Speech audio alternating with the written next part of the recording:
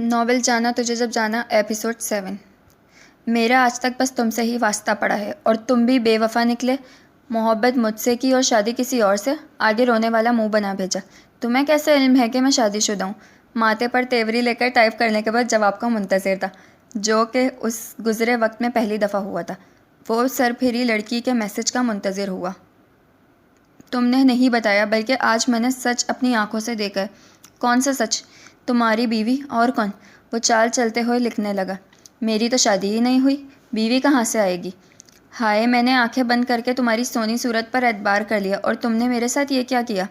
اب بھی جھوٹ بول رہے ہو، حالانکہ آج میں نے تمہارے گھر پر آ کر تمہاری بیوی سے ملاقات کی تھی۔ کیا تم میرے محلے میں رہتی ہو؟ ہاں، ایویں ہی تو تم سے محبت نہیں کر لی۔ صبح شام تمہیں اپنے دروازے کے آگے سے گزرتے دیکھتی ہوں۔ اگر تم نرگس ہو نا، تو یاد رکھنا تمہارے گھر آ کر پھپھی سے وہ جوتے پڑواؤں گا کہ یاد کرو گی۔ پر تم نرگس ہو نہیں، وہ بیچاری سیدھی سی ہے، جبکہ تم کافی چالو قسم کی لڑکی ہو۔ جلدی سے اپنے والد کا نام اور گھر کا پتہ بتاؤ، ابھی آمنے سامنے ملاقات کرنے کو حاضر ہو جاتا ہوں۔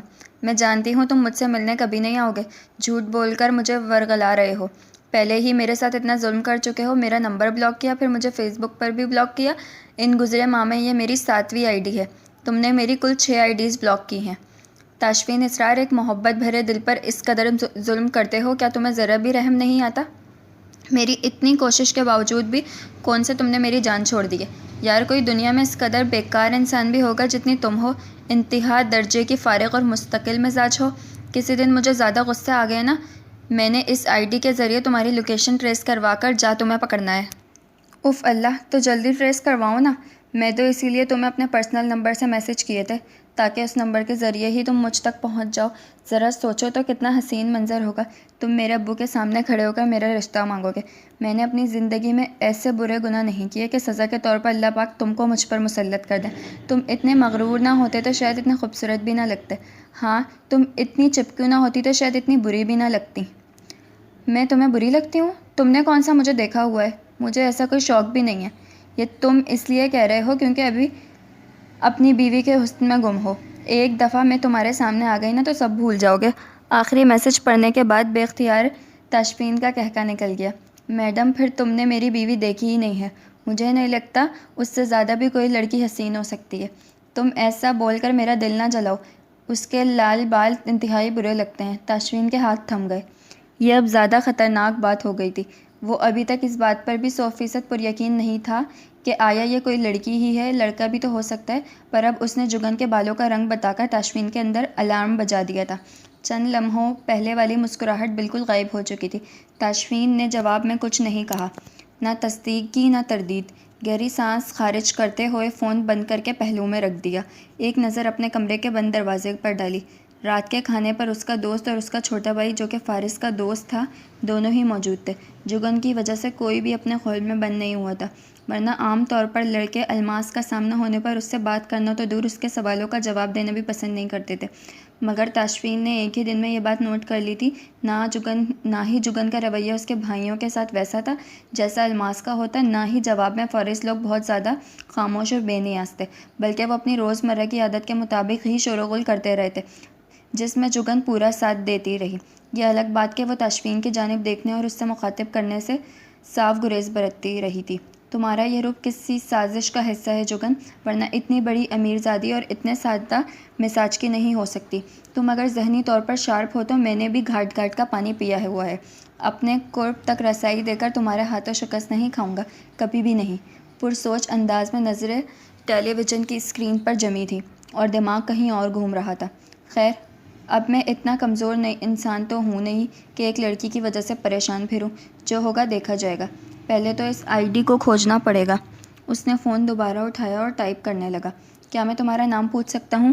نام تو میں بتا دوں گی، پر پہلے یہ بتاؤ آج اچانک میرا نام پوچھنے کا خیال کیوں کر آ گیا؟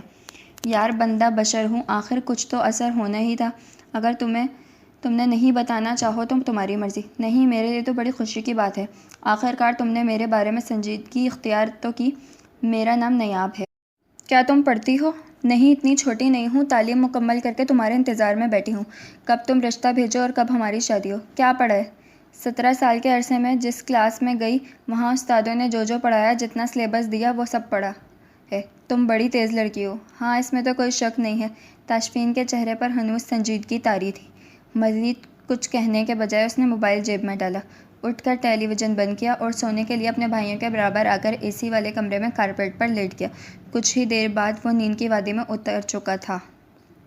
صبح اس کی آنکھ عباس کے جگانے پر کھلی۔ جگن نے بامشکل ایک آنکھ کھول کر اس کو دیکھا۔ وہ یونیفارم پہنے اسکول کے لیے تیار کھڑا تھا۔ وہ جلدی سے اٹھ کر بیٹھی۔ میں چاہتا ہوں آپ میرے ساتھ آئیں۔ کہاں؟ میرے اسکول۔ میری ٹیچر کو منع کریں، میں اس جواں والی لڑکی کے ساتھ مزید ایک دن بھی نہیں بیٹھوں گا۔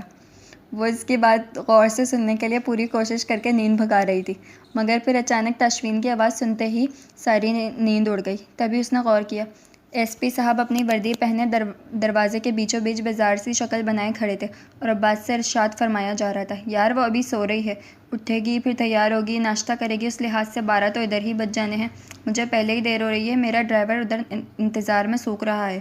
جواب میں عباس بڑے تحمل سے بولے، تو آپ جاؤ نا، میں آج آپ ہی کے بغیر نہیں جاؤں گا۔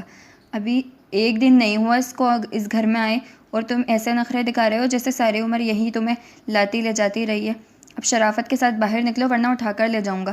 مانا کہ کالی اور خاکی وردی پر کالا ہیڈ پہنے لاٹ صاحب مردانہ حسن کا مرقع لگ رہے تھے جس کو بس دیکھتے ہی رہنے کو جی چاہے، پر دوسری صورتحال بھی توجہ طلب تھی، اس لیے وہ بستر سے نکلتے ہوئے بولی، اگر عباس آپ کے ساتھ جانا نہیں چاہتا کیوں زبردستی کر رہے ہیں، میں چھوڑ آتی ہوں۔ ایس پی نے انگلی اٹھا کر وارننگ دی، تمہارے ساتھ میں بات نہیں کر رہا ہوں، لہٰذا تم خاموش رہو۔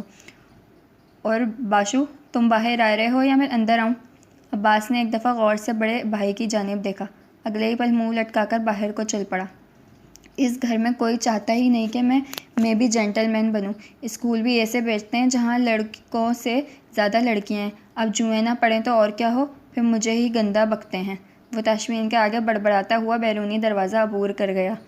تاشفین دروازے کے قریب تھما اور وہ جو اس کے پیچھے پیچھے سر جھکا کر عباس کی بات سنتی ہوئی آ رہی تھی، اسی رو میں اس کا ماتھا تاشفین کے کندھے سے ٹکرایا۔ وہ گھوما اور انگلی کے اشارے سے جگن کی توجہ اسی کے حلیے کی جانب دلواتے ہوئے یاد دہانی کروائی، یہ تمہارے ابا کا مینشن نہیں ہے جہاں جب جی چاہا جیسے جی چاہا منہ اٹھا کر چل دی، آئندہ خیال رکھنا۔ جگن نے تعجب کے ساتھ اپنی لانگ وائٹ ٹی شرٹ اور فلیپر کو دیکھا، اچھا خاصا معقول لباس تو ہے، ہاں بس دوپٹہ اندر بھول آئی ہوں، چلو شکر ہے خود سے ہی خیال آ گیا، جتنے گھنٹے ادھر ہو دوپٹے کو ساتھ لیے گھومو تو بہتر رہے گا، مجھے اندر کمرے میں ہی خدا حافظ بول لیتی، اس طرح ننگے سر گلی تک آنے کی ضرورت نہیں تھی، کیونکہ یہ تمہارا علاقہ نہیں ہے جہاں ہمسائے 2 میل کی دوری پر ہوں، اور ہوں بھی اپنے کام سے کام رکھنے والے، یہ ایک بڑے سے محلے کی چھوٹی سی گلی ہے جہاں ہر وقت کوئی نہ کوئی گلی میں موجود ہوتا ہے، تمہارے جیسی مخلوق کے دیدار کو لوگ ویسے ہی تیار رہتے ہیں، اب چونکہ تمہارے نام کے ساتھ میرا نام لگتا ہے تو ذرا احتیاط برتو۔